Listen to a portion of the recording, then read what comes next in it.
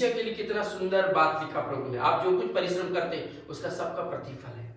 आमीन। छोटा से छोटा काम बहुत ही अच्छे से सराहना के साथ कलीसिया को लिखते हैं, तुमने बहुत ही अच्छा काम किया मैं जानता हूँ, बहुत ही अच्छा परिश्रम किया मैं जानता हूँ, तुम्हारे धीरज को भी मैं जानता हूँ, बुरे लोगों को तुम देख नहीं सकते जानता हूँ, झूठे प्रेरितों से और झूठी बातों से तुमने अपने आप को बचा के रखा उसको भी मैं जानता हूँ, तुम धीरज धरते और दुख उठाते उठाते अभी थके। कितनी जिंदगी में हमारी जिंदगी में आया लेकिन हम थका नहीं, अभी भी हमको उम्मीद है, आशा है हमारा परमेश्वर हमारे साथ है, लेकिन एक बात की कमी पाई गई, क्या थी वो? चौथा पद, पर मुझे तेरे विरुद्ध यह कहना है कि तूने अपना पहला सा प्रेम खो दिया। तूने अपना पहला सा प्रेम, सब कुछ सही चल रहा है, सब कुछ सही, अच्छे काम है, परिश्रम है, धीरज है और जो कुछ हम कर रहे हैं वो सब कुछ अच्छा, कितनी अच्छी बात प्रभु मेरे लिए आपके लिए कहता है, बट क्या चीज की कमी बताइए?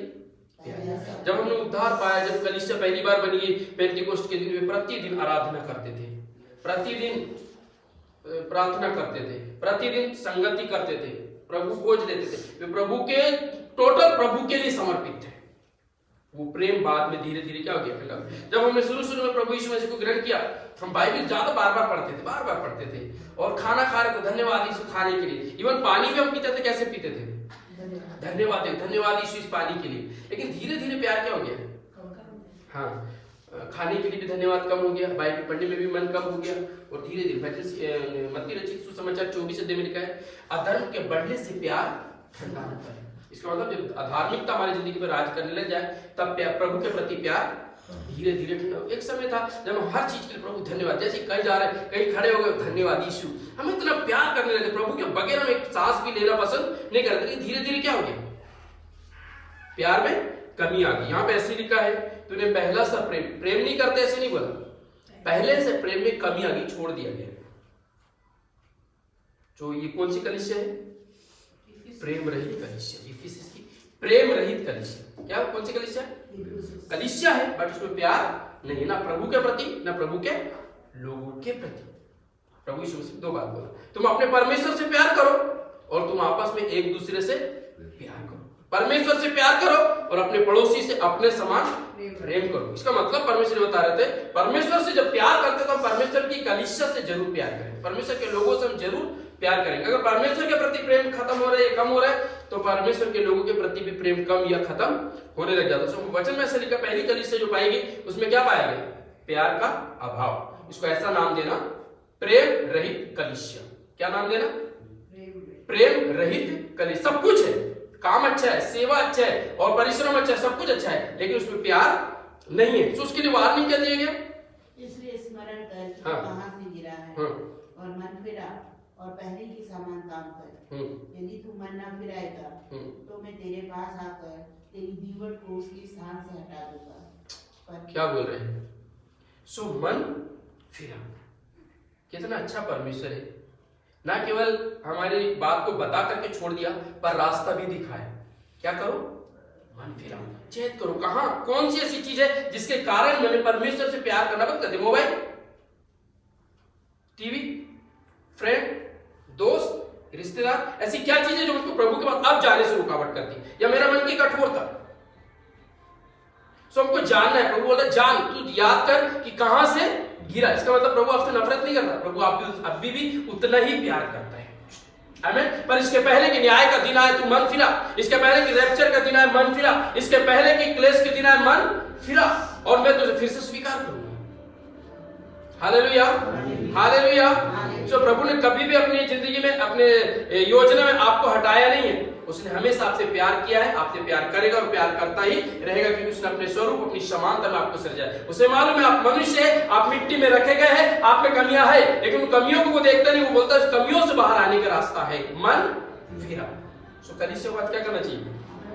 ओके, सो प्रेम रहित कलीसिया के लिए भी आशा है कि तू मन फिरा।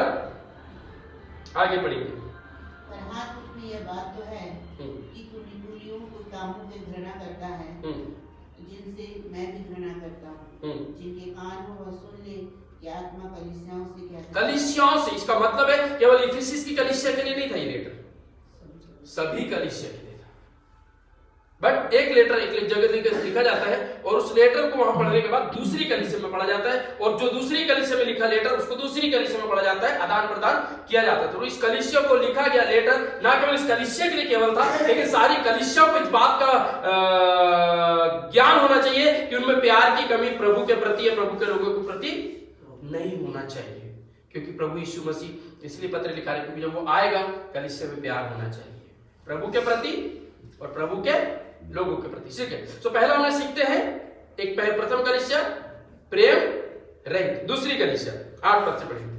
स्मुरना की कलीसिया के दूत को यह लिख, हाँ, जो प्रथम और अंतिम है, हाँ, जो मर गया था और अब जीवित हो गया है, वह ये कहता है कि मैं तेरे क्लेश और दरिद्रता को जानता हूँ, पर तू धनी है, और जो लोग अपने आप को यहूदी कहते हैं और है नहीं पर शैतान की सभा है, उनकी निंदा को भी जानता हूँ।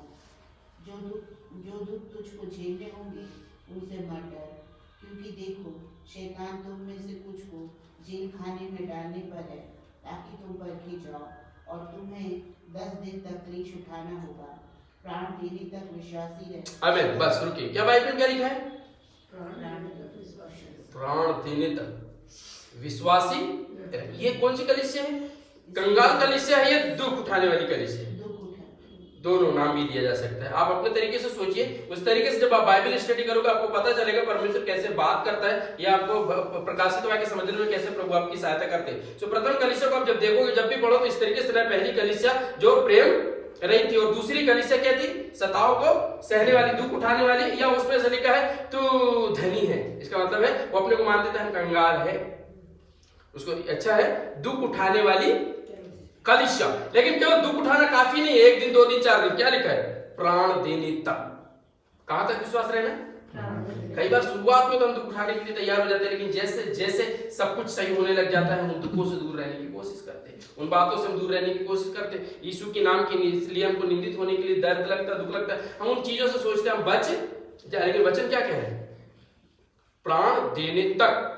क्या क्या लिखा है देखो फिर से, मैं तेरे क्लेश और दरिद्रता को जानता हूं। उसका मतलब अभाव में भी जिंदगी जी रही कलीसिया, क्लेश में भी वो है, लेकिन वो प्रभु की है। हमारी जिंदगी में मायने नहीं रखता कि हम धनाढ्य हो गए या हम कंगाल हो गए या कॉमन लाइफ जी रहे हैं या अच्छी एक रिच लाइफ जी रहे, उसको मायने नहीं रखता। मायने ये रखता है क्या हम परमेश्वर के साथ हैं। वो बोल रहा ठीक है तो दुख उठा रहा, अच्छा है, और 10 दिन दुख उठा, क्या करो? और 10 दिन दुख उठा ले, प्राण देने तक दुख उठा ले, ऐसा बोल रहे। हाँ, तो ये कलीसिया है जो क्लेश सहने वाली है, ये सताव सहने वाली है, दुख उठाने वाली कलीसिया है। और क्या लिखा है? प्राण देने तक विश्वासी रहे तो मैं तुझे जीवन का मुकुट दूंगा। ठीक है, सो पहली कलीसिया में बोलते हैं कि मन फिराओ, और दूसरी कलीसिया में बोलते हैं स्थिर रहो, विश्वास योग्य रहो, प्राण देने तक विश्वासी बने रहे। हाँ, 11 पद।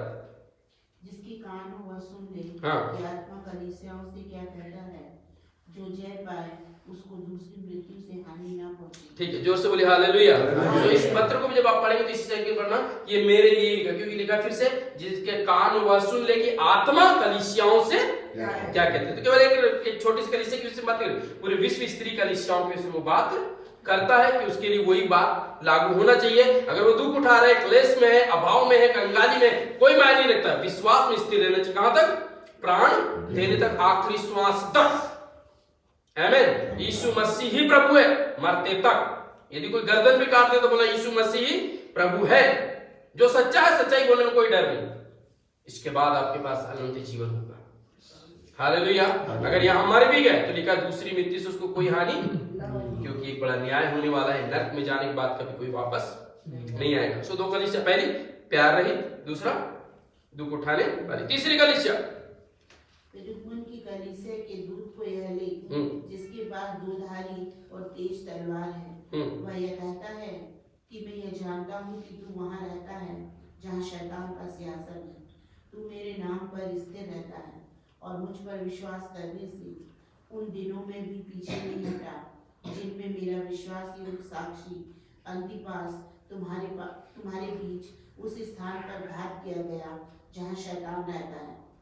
पर मुझे तेरे विरुद्ध कुछ बातें कहनी है, क्योंकि तेरे यहाँ कुछ ऐसे हैं जो बिलाम की शिक्षा को मानते हैं। बस थोड़ा थोड़ा ध्यान देंगे, क्या लिखा है वचन में? जो बिलाम की शिक्षा।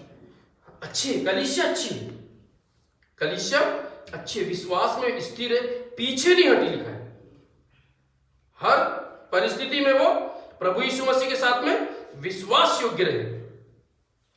और कहां रह रहे हैं? जहां पे पूरा शैतानिक माहौल है और प्रभु के साथ ये लोग विश्वास योग्य हैं। लेकिन एक बात की वहां पे क्या कमी पाई जा रही है? बिलाम की शिक्षा। क्या थी बिलाम की शिक्षा? कंप्रोमाइज। क्या था? कंप्रोमाइज। तीसरी कलीसिया क्या करने वाली है? कंप्रोमाइज करने वाली, समझौता करने वाली कलीसिया है, इसको ऐसा नाम देना। अब सातों कलीसिया को बहुत अच्छे से समझ पाएंगे। आमीन। तो पहला वो बात बता रहा है, प्यार रहित है लेकिन उसके पास चांस है। दूसरा, क्लेश सहने वाली है लेकिन उसके लिए भी परमेश्वर का प्रेम है। आमीन। तीसरी, समझौता करने वाली है। समझौता कर चुके हैं तो भी क्या प्रभु छोड़ दिया? नहीं। आगे बढ़िए 16 पद। अतः मन फिरा। इसका मतलब है इस कलीसिया के लिए भी परमेश्वर के पास उतना ही अनुग्रह है। क्या करना पड़ेगा उसे? केवल प्रभु मुझसे गलती हो गई, माफ कर दिया, मैं गलत समझौते में चला गया, परमेश्वर उतना ही प्यार करेगा जितना पहले कर रहे थे। बस जरूरत है मन फिरा। अगर मन नहीं फिरा है तो आगे बढ़िए। अतः मन फिरा, नहीं तो मैं तेरे पास शीघ्र ही आकर अपने मुख की तलवार से उनके साथ लड़ूंगा। जिसके कान वह सुन ले कि आत्मा कलीसियाओं से क्या कहता है। जो जय पाए उसको मैं गुप्त मन्ना में से दूंगा। हालेलुया। तो बाइबल में लिखा बिलाम की शिक्षा, पुराने नियम में आप सबने पढ़ा है, वहां पे भी इजरायलियों ने कंप्रोमाइज कर लिया था और परमेश्वर बहुत क्रोधित हो गया था और एक बड़ी विपत्ति वहां पर आई। वो बोल रहा मैं तुमसे लड़ूंगा और प्रभु से लड़के कोई जीत नहीं सकता। बस एक ही चांस है कि प्रभु मुझे माफ कर दीजिए, मैं मन फिराता हूं, अब मैं दोबारा। आमीन। जब आप परमेश्वर के पास मन फिरा के आएंगे, प्रभु फिर से क्या प्रतिज्ञा करता है, जो जय पाए। आमीन। मैं उसे ओके, जिसके कान वह सुन ले कि आत्मा कलीसियाओं से क्या कहते हैं। तो ये कौन सी कलीसिया है? हाँ, पहली कलीसिया, दूसरी कलीसिया और तीसरी कलीसिया कंप्रोमाइज करने वाली। लेकिन कंप्रोमाइज करके जिंदगी नहीं जीना है, आपको थोड़ा सा बाहर आना है। गलतियां हैं लेकिन गलतियों को सुधार के लिए परमेश्वर हमसे प्यार करता है, रास्ता बता रहा है। आमीन। प्रथम कलीसिया को भी, दूसरी कलीसिया को भी, तीसरे कलीसिया को। पहले को बोलते हैं मन फिरा, कहां से गिरा चेत कर याद कर। दूसरे को बोलता है जो क्लेश तुझे भोग रहा है उसमें स्थिर रह। तीसरे को बोलते हैं फिर से तू क्या कर, मन फिरा, कंप्रोमाइज में लाइफ जीने की जरूरत नहीं है। आगे नेक्स्ट कलीसिया। परमेश्वर का पुत्र जिसकी आंखें आग की ज्वाला के समान है। हाँ। और जिसके पांव उत्तम पीतल के समान है। वह यह कहता है कि मैं तेरे कामों और तेरे प्रेम और विश्वास और सेवा और धीरज को जानता हूँ, और यह भी कि तेरे पिछले काम पहलों से बढ़कर। जोर से बोले हालेलुया। परमेश्वर के लिए और भी क्या कर रहे हैं लोग? लगन के साथ काम कर रहे हैं। प्रभु की सेवकाई के लिए क्या कर रहे हैं? जी जान, पिछले से भी बढ़ करके काम कर रहे हैं। जो पिछले दिनों में किए उससे भी बढ़ के। पहले उनके पास कम पैसा था, छोटी मीटिंग चलाते थे, अब उनके पास पैसा ज्यादा है। क्या कर रहे हैं? बड़ी बड़ी, पहले में थोड़ा सेवकाई कर रहे थे, अब क्या कर रहे हैं? ज्यादा सेवकाई कर रहे हैं। हाँ। और मुझे तेरे विरुद्ध यह कहना है कि तू उस स्त्री इजेबेल को रहने देता है जो अपने आप को भविष्यवक्ता कहती है और मेरे दासों को व्यभिचार करने और मूर्तियों के आगे चढ़ाई गई वस्तुएं खाना सिखला कर भरमाती है। क्या कर रहे हैं? गलत शिक्षा। कलीसिया सही है, यीशु सही है, सब कुछ सही है, सेवकाई भी सही है, पिछले से भी बढ़कर के जोर जबरदस्त सेवकाई की जा रही है। पर क्या हो जा रहा है? गलत शिक्षा देने की परमिशन दे दिया गया कलीसिया में, जो उन्हें परमेश्वर से अलग करता है और प्रभु उसको कभी भी पसंद नहीं करता। कलीसिया है, प्रचारक है, पास्टर है और भविष्यवक्ता और सेवकाई हो रही है, चंगाई हो रही है, सब कुछ हो रहा है, अच्छा है, वो गलत नहीं है। बट लिखा है उनको शिक्षा गलत दी जा रही है। वो परमेश्वर कैसे दे दिया कलीसिया ने? सो गलत शिक्षा को अनुमति देने वाली कलीसिया। कौन सी कलीसिया बोलेंगे इसको? गलत शिक्षा को मानने वाली भी है, वो तो सिखा रहे ना, गलत शिक्षा को प्रवेश करने के लिए देने वाली के लिए गलत शिक्षा को परमिशन कैसे दे दी, क्या बोलेगे उसको? वैसा भी बोल सकते हैं, बढ़ावा देने। हाँ, कि मतलब कलीसिया तो सही उद्धार पाए, सब कुछ किए, प्रेम कर रहे, अच्छे काम कर रहे, सब कुछ पिछले से भी बढ़ के कर रहे, लेकिन क्या कर रहे हैं उसमें गलत शिक्षा को भी एंट्री दे दिए कि ये भी शिक्षा चलेगी। नहीं बोल रहे क्या करो, आगे बढ़ो। मैंने उनको मन फिराने के लिए अवसर दिया गया, जोर से बोली हालेलुया। मन फिराने के लिए अवसर दिया गया। इसका मतलब है कलीसिया में कमी नहीं होगी, ऐसे नहीं, कलीसिया में कमी हो सकती, but they have chance. But अगर वो नहीं रिपेंट करते, वो मन नहीं फिराते हैं, उसके लिए परमेश्वर का न्याय हो जाएगा साहब। तो इस कलीसिया में गलत शिक्षा को भी क्या कर दी, एंट्री दे दिया गया है। पास्टर बिहारी भी सिखा रहे हैं, और एक बाहर से गलत शिक्षा दे रहे वो भी अच्छा है, और तीसरा दे वो भी अच्छा नहीं। बाइबल की जो शिक्षा है वही सही। आमीन। जो बाइबल में लिखा वही सही। मैं बोला इसको इंटरप्रिटेशन करने के लिए आपको बाहर से किसी चीज की आवश्यकता नहीं, इसमें खुद परमेश्वर का वचन बात करता है, उसमें खुद ही लिखा है गलत शिक्षा क्या है। सो इसको भी क्या करते हैं, मन फिरा। ओके, इसको ऐसा नाम दे दीजिए, व्यभिचारी या गलत कलीसिया, गलत शिक्षा की कलीसिया। नेक्स्ट, मैंने उनको मन फिराने के लिए अवसर दिया, पर वह अपने व्यभिचार से मन फिराना नहीं चाहती। देख, मैं उसे रोग शैया पर डालता हूँ, और जो उसके साथ व्यभिचार करते हैं, यदि वे भी उसके से कामों से मन ना फिराएंगे, तो मैं उन्हें बड़े क्लेश में डालूंगा। क्लेश में डालूंगा, हाँ। मैं उनके बच्चों को मार डालूंगा। तब सब कलीसियाएं जान लेगी कि हृदय और मन का परखने वाला मैं ही हूँ, और मैं तुम में से हर एक को उसके कामों के अनुसार बदला दूंगा। पर तुम थुआतीरा के बाकी लोगों से जो इन शिक्षाओं से क्या होता है, कौन कलीसिया में दो प्रकार के लोग, एक तो स्थिरता के साथ और एक तो कॉम्प्रोमाइज के साथ। गलत शिक्षा में भी हाँ ठीक है, ये भी चलता, लेकिन कुछ लोग क्या है, बाकी लोग गलत शिक्षाओं को नहीं मान रहे। हाँ, पर तुम थुआतीरा के बाकी लोगों से जितने इस शिक्षा को नहीं मानते और उन बातों को जिन्हें शैतान की गहरी बातें कहते हैं नहीं जानते, यह कहता हूँ कि मैं तुम पर और बोझ न डालूंगा, पर हाँ, जो तुम्हारे पास है उसको मेरे आने तक थामे रहो। आमीन। जो कुछ प्रभु ने हमको दिया है उसको क्या करना, शिक्षा को थामे रहना। गलत शिक्षा की एंट्री आने के बावजूद, दुनिया में कई प्रकार की शिक्षाएं आने के बावजूद, अगर थुआतीरा के लोग, बाकी लोग जो बचे हुए, उनको क्या करना पड़ेगा, उन शिक्षाओं को थामे रह करके प्रभु के आगमन की बात जोड़ना पड़ेगा। ओके, 3 अध्याय का प्रथम पद से पढ़िए। सरदीस की कलीसिया के दूत को यह लिख, जिसके पास परमेश्वर की 7 आत्माएं और 7 तारे हैं, वह यह कहता है कि मैं तेरे कामों को जानता हूँ। तू जीवित तो कहलाता है, पर है मरा हुआ। कैसा? तू जीवित तो पर है मरा हुआ। इसका मतलब है वो सोई हुई कलीसिया है, काम को कंप्लीट नहीं करते, मरी हुई दशा में। मरा हुआ व्यक्ति कुछ करता है, सोया हुआ व्यक्ति कुछ करता है नहीं। सो वो बता रहे हैं कि तुम क्या हो, सोई हुई दशा में या मरी हुई दशा में वो कलीसिया है। हाँ, जीवित तो जागृत हो और उन वस्तुओं को जो बाकी है गई है और जो मिटने को है उन्हें दृढ़ कर, क्योंकि मैंने तेरे किसी काम को अपने परमेश्वर के निकट पूरा नहीं पाया। तो ये कलीसिया को क्या नाम देते हैं हम लोग? अधूरी कलीसिया भी दे सकते हैं, या सोने वाली कलीसिया भी दे सकते हैं, वो आपके ऊपर है। आपको 7 कलीसिया की जानकारी हो जाएगी, तब आपको उसको पढ़ेंगे और उसके बाद आपको पता चलेगा मुझे में क्या कमी है और क्या चीज को मुझे अच्छा ही है और प्रभु मुझसे क्या चाहता है। आमीन। सो इसको आप मान लीजिए स्लीपिंग कलीसिया या मरी हुई कलीसिया, या क्या बोले, अधूरे काम करने वाली कलीसिया, आधे में छोड़ देते। सो ऐसे लोगों को परमेश्वर पसंद है। बाइबल में लिखा है, और परमेश्वर के सामने तेरा कोई भी कार्य क्या नहीं हो, कंप्लीट नहीं, पूरा नहीं है। सबको पूरा करने वाली कलीसिया बने। हाँ, आगे बढ़ेंगे। इसलिए स्मरण कर कि तूने कैसी शिक्षा प्राप्त की और सुनी थी, और उसमें बना रहे और मन फिरा।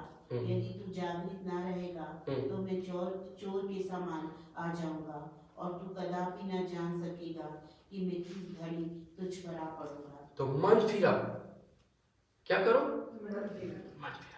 हाँ प्रभु मैं आलस्य में आ गया, हाँ प्रभु मैं 16 में जैसे बाइबल पढ़ना था, जैसे प्रार्थना करना था, जैसे कार्य करना था, जैसे मैं नहीं कर पाया। प्रभु मैं जागृत हो तो मुझे जगह, प्रार्थना करने के लिए जगह, मुझे वचन पढ़ने के लिए जगह, सुसमाचार सुनाने के लिए मुझे क्या कर जगह। प्रभु तू जागृत हो, ऐसे लिखा है ना, और मन फिरा, ऐसे लिखा है।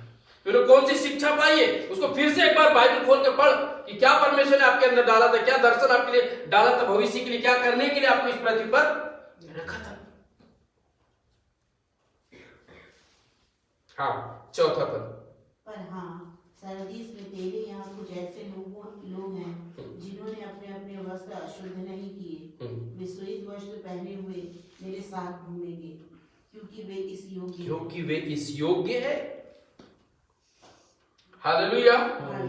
वे लोग है जिन्होंने पूरा काम कर रहे हैं, पूरी धार्मिकता में, पूरी पवित्रता में, पूरे परमेश्वर के वचन में, प्रभु की आत्मा की भरपूरी में वे अपने जीवन को जी रहे हैं।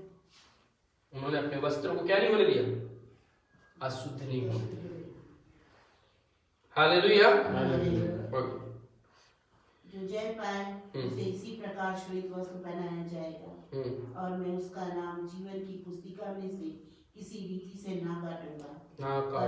हाँ, आपका नाम हमेशा के लिए उसमें रहेगा। आमीन, आमीन। मन फिराना बहुत जरूरी है। यदि काम अधूरे है उसको पूरा करना जरूरी है। सोई हुई अवस्था में है तो जागना जरूरी है। यदि टोटल प्रभु से फिर गए, बैकस्लाइड बोलते हैं इंग्लिश में, अगर वो टोटल दूर चले गए तो उन्हें भी मन फिराव के लिए अवसर आज भी है। ये कलीसिया को लिखा गया लेटर में बताते हैं। आमीन। ये अन्य जाति को लिखा गया लेटर नहीं है, ये लेटर किसको लिखा गया है, कलीसियाओं को लिखा गया है, जिसमें इतनी गड़बड़ी और कमियां पाई गई कि उन्हें अभी भी परमेश्वर चांस दे रहे हैं रैप्चर के पहले। नेक्स्ट कलीसिया, फिलदेल्फिया की कलीसिया के दूत को यह लिख, जो पवित्र और सत्य है और जो दाऊद की कुंजी रखता है, जिसके खोले हुए को कोई बंद नहीं कर सकता और बंद किए हुए को कोई खोल नहीं सकता, वह यह कहता है कि मैं तेरे कामों को जानता हूँ, मैं तेरे कामों को जानता हूँ। देख मैं तेरे सामने एक द्वार खोल रखा है। देखो मैंने तेरे लिए सेवकाई के लिए भी एक रास्ता, एक द्वार खोल रखा है। क्या जानते हैं प्रभु, कार्य वक्ता क्या की है ना, चलिए सही। दूसरा, आगे भी कार्य करने के लिए रास्ता खोला है। हाँ, देख मैं तेरे सामने एक द्वार खोल रखा है जिसे कोई बंद नहीं कर सकता। तेरी सामर्थ थोड़ी सी तो है। हाँ, परमेश्वर ने जो सामर्थ्य दिए, आमीन। हो सकता है ऐसा लगता है ये थोड़ी सी तो है, हाँ, फिर भी तूने, हाँ, फिर भी तूने मेरे वचन का पालन किया है और मेरे नाम का इनकार नहीं किया। मेरे नाम का थोड़ी सी सामर्थ्य है। कई खतरे, कई भय, कई प्रकार की चिंता इसकी जिंदगी में आ सकती है, तो उसका कलीसिया क्या लिखा है, तूने मेरे नाम का इनकार नहीं किया। याद रखिए प्रिय परमेश्वर के लोग, यीशु मसीह ने क्या कहा, जो इस जनरेशन के सामने मेरा इनकार करेंगे, एक दिन मैं अपने दूतों के साथ अपने पिता के राज्य में आऊंगा और उस दिन मैं भी उनका इनकार। लेकिन इस कलीसिया के लिए लिखा, हमारे लिए लिखा, मान लीजिए। हालेलुया। जब इतनी कम सामर्थ्य में होते हुए, छोटे ग्रुप में होते हुए, छोटी सेवकाई करते हुए भी प्रभु के नाम का इनकार कभी मत करना आखिरी श्वास तक। हालेलुया। यही परफेक्ट कलीसिया है, इस बात को याद रखना। जो आखिरी श्वास तक प्रभु से प्यार करता है। हालेलुया। ओके, आगे बढ़ेंगे। देख मैं शैतान के उन सभा वालों को तेरे वश में कर दूंगा जो यहूदी बन बैठे हैं पर है नहीं, पर झूठ बोलते हैं। देख मैं ऐसा करूंगा कि वे आकर तेरे पैरों पर गिरेंगे और यह जान लेंगे कि मैंने तुझसे प्रेम रखा। हालेलुया। परमेश्वर ये साबित करेगा कि प्रभु आपसे प्यार करता है। आमीन। परिस्थिति को देख करके थोड़ी सामर्थ्य में बाइबल उतना अच्छा पहचान नहीं पाते, पर वचन में मुझे प्रकाशन नहीं, बातें ये सब हटा दीजिए। आप केवल प्रभु से प्रार्थना कीजिए, प्रभु से प्रेम कीजिए, प्रभु के पास बैठिए। और ज्यादा ज्ञान से आप प्रभु को खुश नहीं कर सकते हैं, उससे प्यार करने से आप उसको खुश कर सकते हैं। हालेलुया। इसमें लिखा है तेरे पास सामर्थ्य तो थोड़ी है, लेकिन तूने मेरा इनकार नहीं किया। बस इसी के कारण से मैं साबित कर दूंगा कि मैं तुझसे प्यार करता हूं। इसमें कोई गलती नहीं, इस कलीसिया में कोई गलती है। परमेश्वर और सेवकाई के लिए उसके लिए क्या कर दिया, रास्ता खोल दिया। तेरी सामर्थ्य थोड़ी है, लेकिन तेरे द्वारा मैं बड़े कार्य को करवाऊंगा। और प्रिय परमेश्वर के लोगों, ओके सो यहाँ रुकते हैं हम लोग। इसको क्या नाम देते हैं हम लोग? परफेक्ट कलीसिया, सिद्ध कलीसिया या विश्वासी कलीसिया भी कह सकते हैं। यह है विश्वासी कलीसिया, कोई खोट नहीं। सिर्फ एक ही बात उन्होंने किया, प्रभु की सेवकाई करते हैं, प्रभु से प्यार करते हैं, उसका इनकार नहीं किया।